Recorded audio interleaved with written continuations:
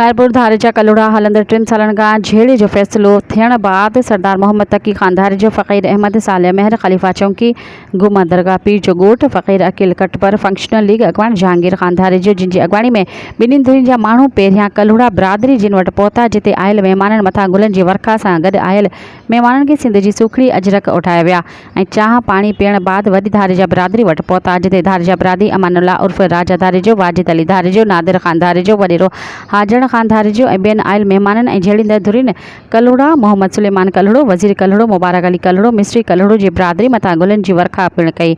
सरदार मोहम्मद तकी ख़ान धारेजो खे पग पहिराई वई जिते आयल महिमाननि खे सिंध जी सूखड़ी अजरक पिणु उठाया विया जिते मान झांदी जी मानी जो पिणु बंदोबस्तु कयो वियो ऐं धुरियूं